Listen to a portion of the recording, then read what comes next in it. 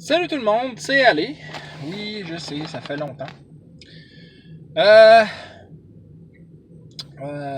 dans le fond, je suis là pour le RPG Week. Je pense que c'est la question 24. Ouais, j'en ai sauté. Je vais me rattraper. C'est une question qu'il y en a certains que j'ai besoin d'un peu plus de travail pour le faire. Il faut que je le fasse à la maison. Comme la celle avec les feuilles de personnages. C'est ça, faut vraiment que je fasse ça à la maison. Puis d'autres affaires dans même. La question est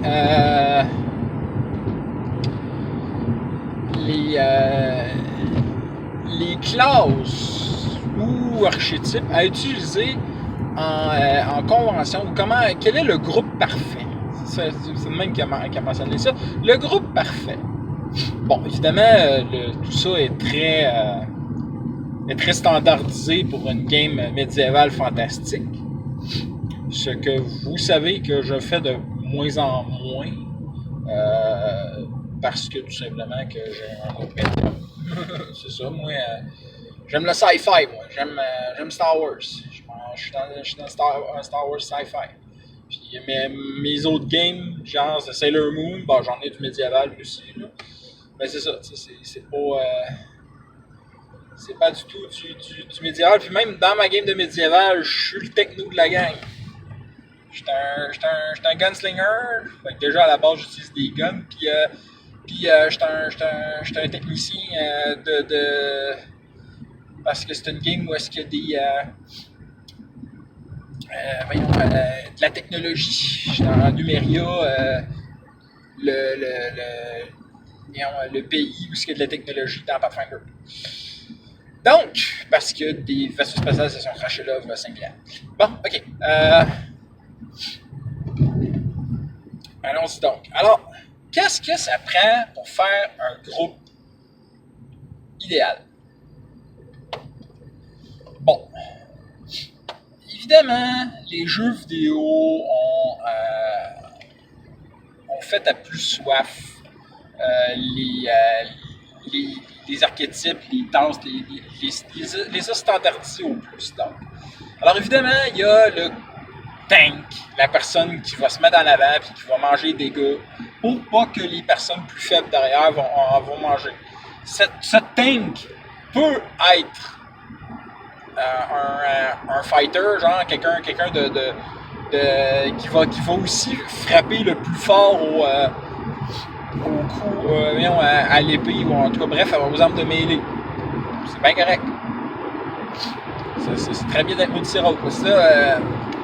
Moi, techniquement parlant, ce que j'ai remarqué, c'est que l'idéal, c'est d'avoir un expert dans chacune des statistiques principales. Bon, même si certains vont même en avoir plus qu'une stat.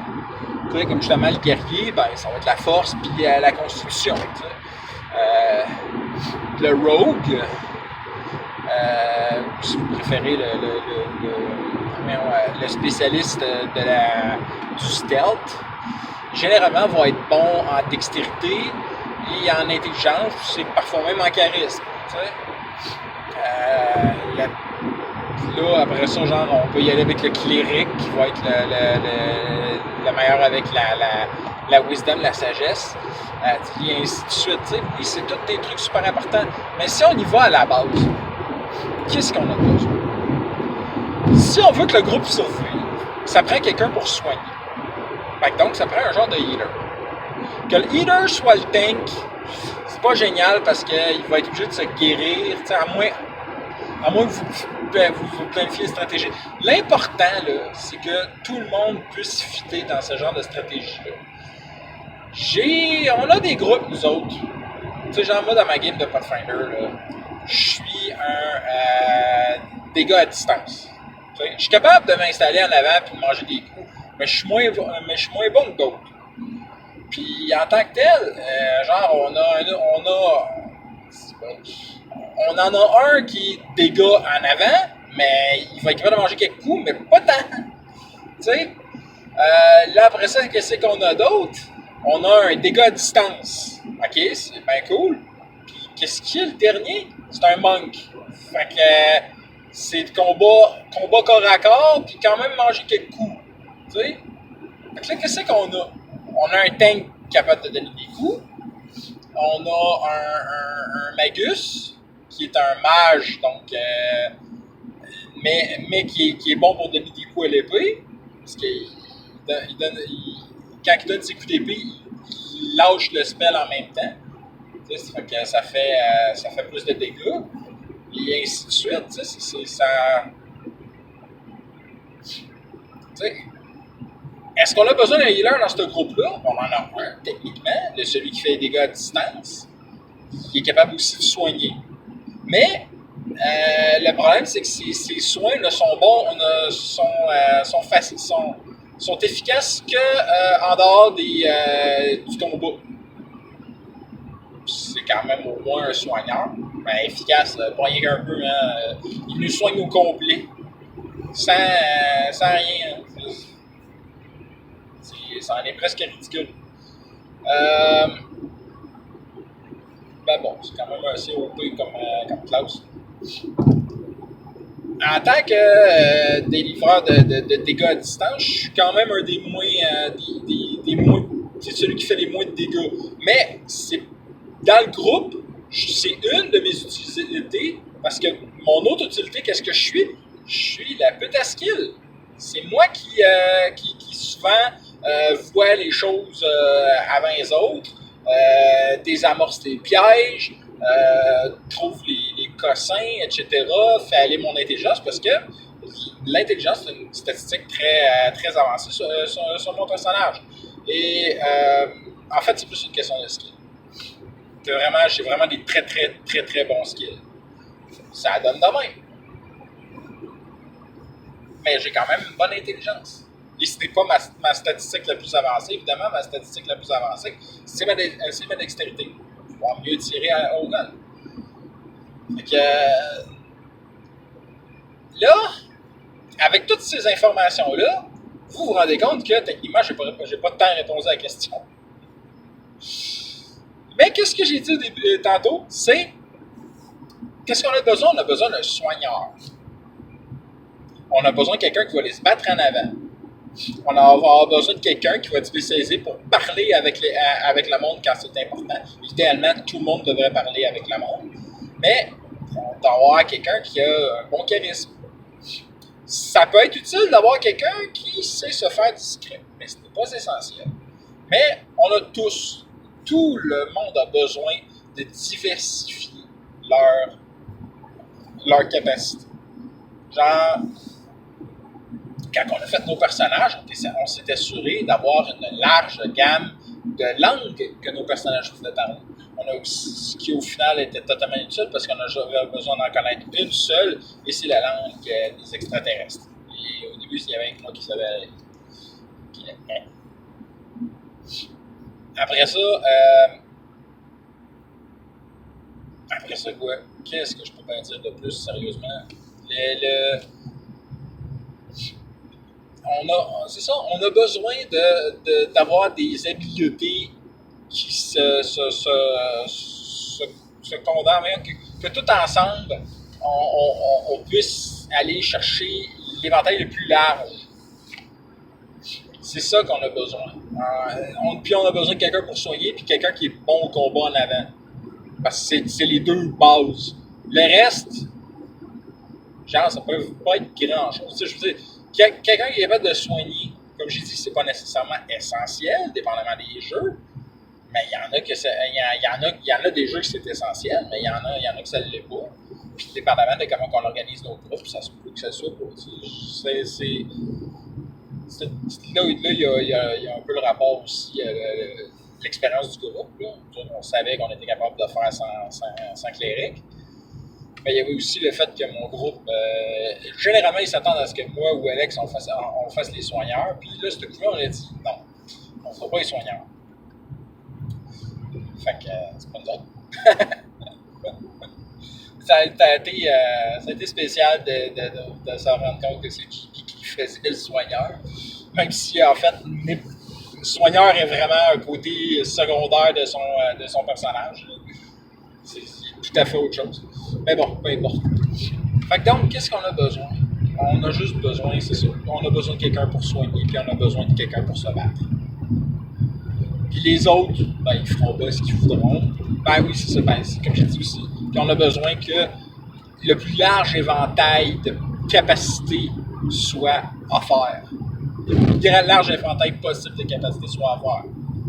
Même si ton personnage n'a pas beaucoup de skills, s'il y en a quelques-uns qui utilisent bien, qui est bon dedans, puis que le reste du groupe couvre pour tout le reste, c'est bon. C'est généralement une question de knowledge, de savoir. Tout ça, ça règle le problème. Fait que les classes, surtout dans Pathfinder, c'est un détail. L'important, c'est la cohésion de groupe. Là, par exemple, ça ne va pas aider par rapport aux classes à faire pour une game de convention. Moi, en convention, pour une convention, en fait, ce que je fais est extrêmement simple. Je fais au moins un personnage de chaque classe. Et idéalement, même deux. De deux races différentes. Pourquoi? Pour qu'il y ait de la variété, mon cher. La variété. C'est très important, la variété. Il faut que tu montres les différentes choses qui peuvent être faites. Oui, mais c'est long. Ben oui, c'est long. C'est long d'organiser ça. Comment c'est long de préparer un personnage? Imagine-en 18. Tu sais, 9 classes, 2 chacun, ouais, 18. C'est ça que j'avais fait pour la game de Star Wars.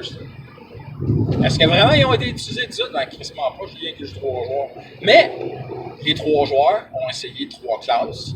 Et c'était 3 classes intéressantes, 3 personnages intéressants, qui avaient tout un genre de mini background, un petit peu d'informations. Bref, c'était bien. Oui, ça m'a pris un temps incroyable à faire ces personnages-là. Au point que même, genre, à un moment donné, j'avais comme un peu standardisé l'affaire. Puis, je me suis rendu compte que les premiers que j'avais faits n'étaient pas sous ce standard-là. Alors, donc, il avait fallu que je les recommence un peu. Les remettre au standard. Ben, c'est ça. Ça vaut la peine. Puis, c'est à force de faire des personnages qu'on devient bon pour faire des personnages. De toute façon, ils n'ont pas besoin d'être très, très haut niveau. Généralement, une game de niveau 1, ça suffit. Fait que donc, c'est pas mal ça ma réponse à ça. Quel est le groupe parfait? Ben, c'est le groupe qui fait un tout. Et quelles sont les classes, archétypes, etc. qu'on devrait préparer en convention? Tous! Fais une feuille de chaque. C'est des feuilles, ça prend pas tant de place que ça. Oui, ça prend du temps. Au pays, il y a des outils qui existent pour ça. Peu importe le système. Puis, je l'ai fait. Ça. Oui, c'est long, mais un coup c'est fait, il est content. Parce que t'as quoi de bien fait. Quand tes joueurs vont arriver autour de la table, ils vont demander, bon, ben, qu'est-ce que t'as? J'ai tout. Tout ce que vous voulez. Ben, presque tout ce que vous pouvez vouloir. Les joueurs sont heureux parce que avoir du choix, c'est bien. Là-dessus, on va vous souhaiter des crédits nombreux, des fumbles rares, et ça faisait longtemps que je n'avais pas fait de vidéo. Ma vie n'allait pas très bien, problème de travail, etc. J'étais pratiquement en dépression. Peut-être une petite. Allez, game à soir, fait que. Wouhou! Critiques nombreux, fumble rare. Bye bye!